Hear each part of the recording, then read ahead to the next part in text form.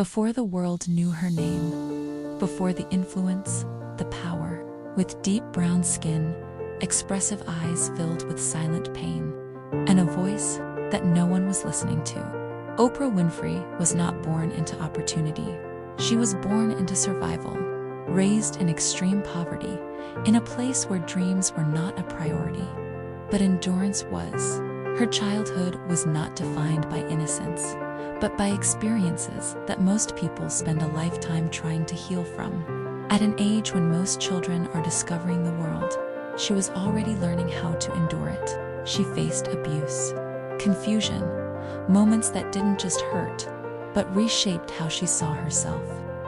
There were nights filled with questions no child should ever have to ask. Why me? Will this ever change? And slowly, a dangerous belief began to form that she was not enough. As she grew older, the pain didn't disappear. It evolved.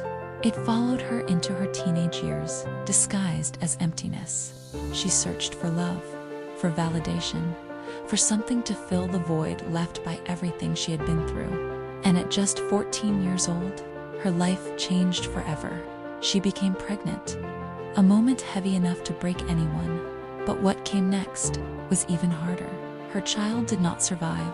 Silence, not the peaceful kind, but the kind that echoes, the kind that forces you to face yourself, your pain, your reality. That moment became a turning point, because for the first time, she saw her life clearly. She stood at a crossroads, stay trapped in the story she was given, or fight to rewrite it. And she chose to fight, not loudly, not perfectly, but consistently, under the guidance of her father, a man of discipline and structure. She was introduced to something new: order, responsibility, direction, and within that structure, something began to awaken. She found books, she found expression, and eventually, she found her voice. Not a perfect voice, but a real one. A voice that carried truth, emotion, humanity. And that voice opened a door. Television.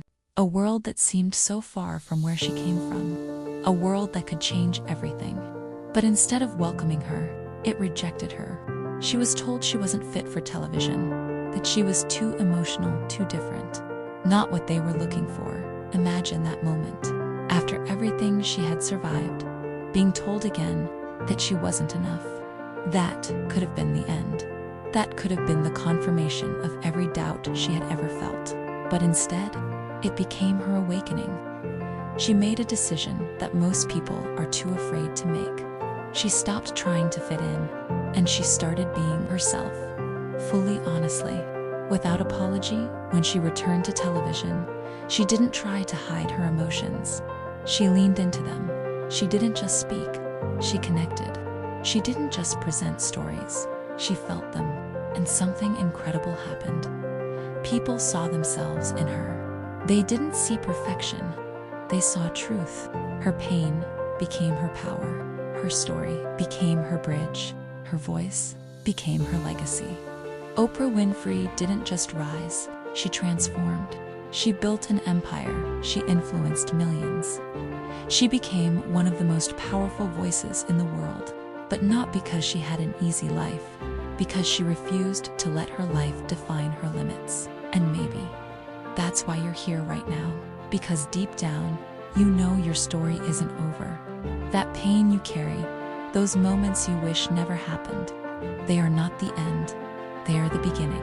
The question is, will you let your past control you, or will you use it to create something greater?